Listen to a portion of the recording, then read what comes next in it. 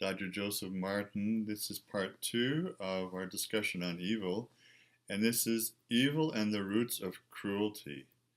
And this is following up on the one that we've just done. This is going to be more of a psychological assessment and analysis of the notion of evil and how it works in ourselves and then also anthropologically in societies, ancient and modern.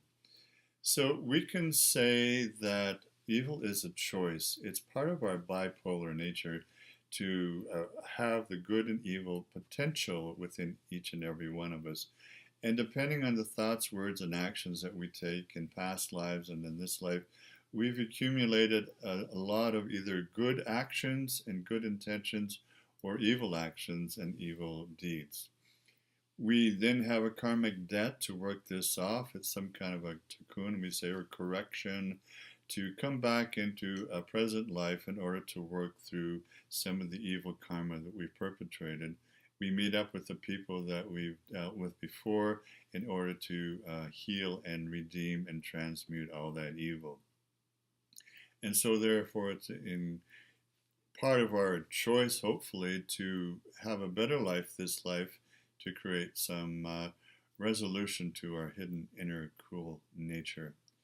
Now, we can say that it's easy to fall into evil inside ourselves because very few of us are conscious of ourselves. Very few of us know who we are. We do not know our true inner spiritual soul identity as being an emanation of the divinity herself, himself, in the source of all that is, which is in the center of the cosmos and also inside ourself and our heart.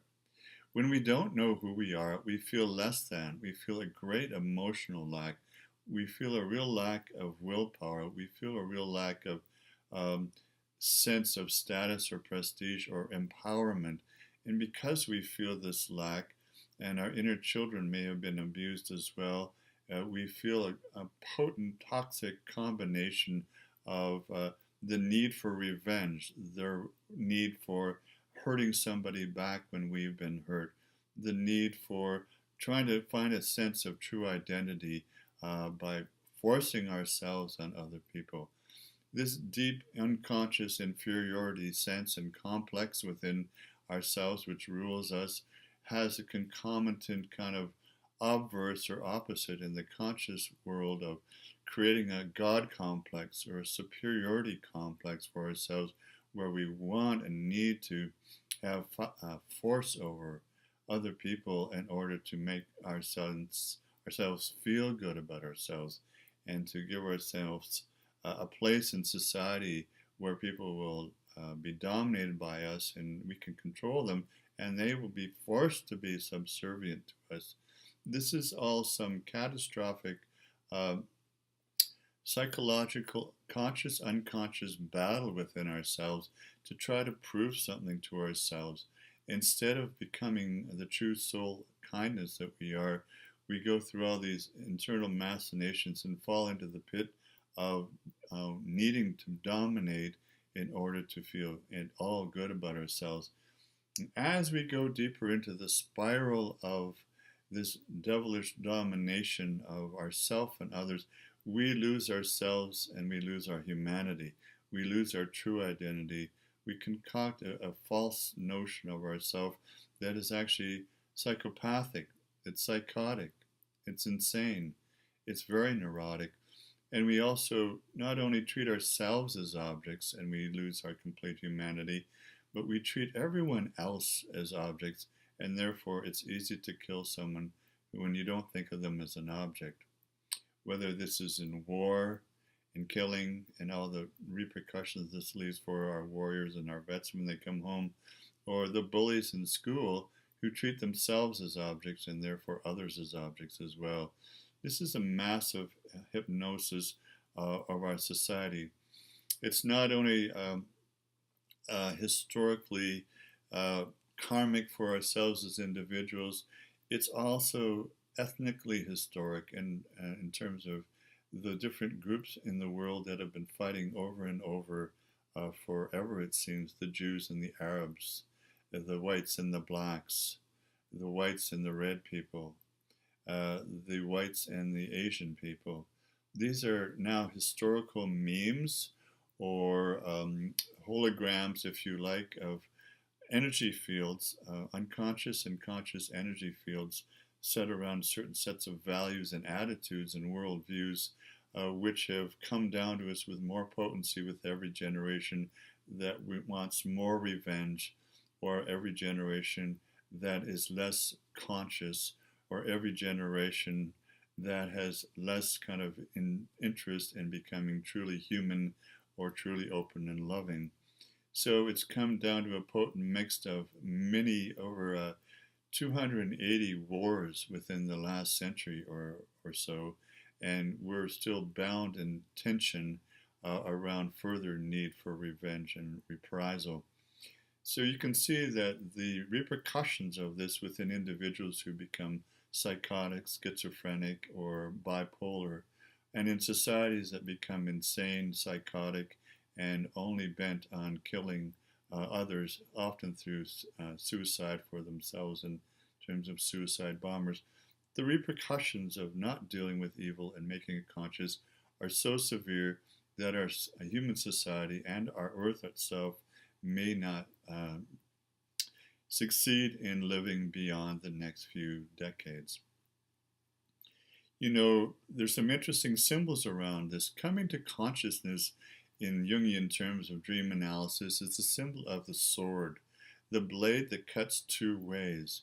You know, the same sword that knights somebody in medieval times by putting the sword on their shoulder and elevating them to a very noble character, noble, loving, kind character. It's the same sword that cuts off the head when there's a sense of evil and reprisal and revenge.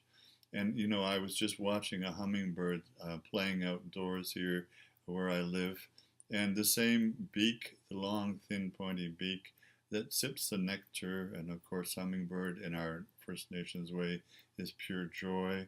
That same beak or sword of the hummingbird was used to kill another hummingbird that was trying to get at the same food. Isn't that what we humans do here on the planet? We all have a right to food and water and shelter, but there are some people who use the sword to kill, to take away the food, the resources, the timber, the oil, the gas, the gold, the silver, and that sword has killed those people who have lived there for time immemorial in order to extract the resources for another dominating, controlling, psychopathic society and government and military. This is really quite important to deal with all of this. I'd like to suggest that in spiritual terms, you know, this has been well thought out and brought to us by C.S. Lewis, the person who brought the Narnia series and so on.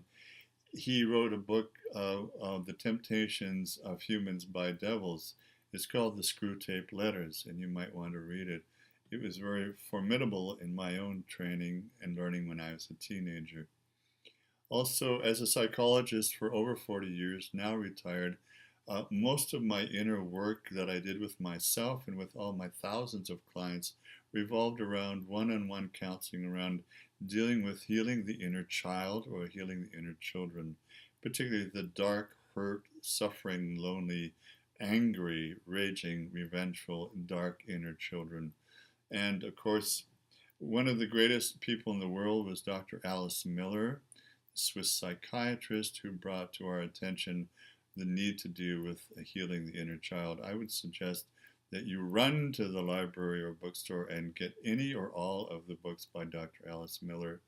And another one by Dr. Conrad Stettbacher, Stettbacher, Making Sense of Suffering, a most poignant book on how to deal with and heal with your inner children and their need for revenge and reprisal. And of course, John Bradshaw, all his books on healing the inner child. We all need to deal with these issues personally and then globally, as well as communally and within our families and marriages.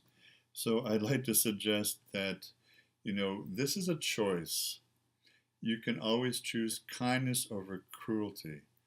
And, some of the basic reasons why we become cruel is we have a lot of fear that, unless we do something quick to take power and dominion and take resources and control over other people, our lives will be over and there'll be nothing more. Well,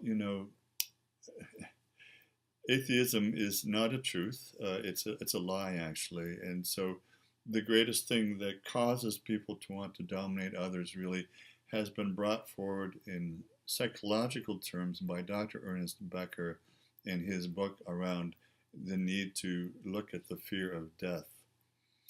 The fear of death is the last and greatest of all the fears that we need to look at when we can transmute our consciousness and realize that death is an illusion, it is a lie. Yes, we will drop our overcoat, but we do need to transmute all the energy, consciously and unconsciously, that's held in terms of the fear of death into the knowing of eternal life.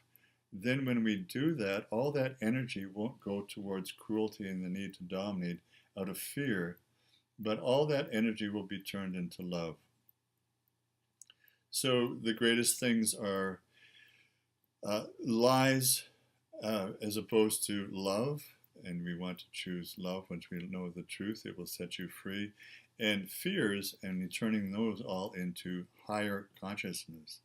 When we do all this, and this is an introductory, again, process to deeper spiritual and mostly psychological processes that will enable you to move forward in your life and conquer the need to be cruel and give you the power to be absolutely loving. Another way to look at this is Dr. David Hawkins. He's written a book called Force versus Power. I most highly recommend it. It's a psychological, sociological study of choosing between the two, and it has to do with levels of consciousness. You can estimate from yourself, it's like a score between a very low score of like 100 or 200 up to 900 or more, where you can calibrate your level of consciousness of your need to use force with yourself, dehumanize yourself and others, versus the power that comes when you truly find your own identity and your capacity to love and be intimate. And so this is the goal for each one of us.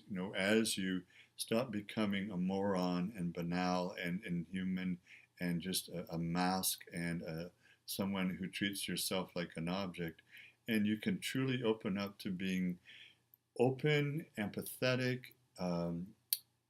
open to feeling the embarrassment of needing to be more aware of yourself and express and experience any and all feelings, just a certain honesty and integrity with your soul and your emotions and your evaluation of yourself, and the need to and the ability to feel vulnerable in the sense that that's where your courage and strength is. So courage overcomes cruelty, and love overcomes lies and the need to hide. When you can maximize more and more on a daily process with choosing the right words and thoughts and feelings and actions with yourself and with everyone around you, you will truly find the courage to be empathetic and open and vulnerable and make the right choices. God bless and all light and support to you on your path. This is the most important thing that you can do. Everything else in your life depends on this. Take care. Until the next time, Dr. Joseph Martin.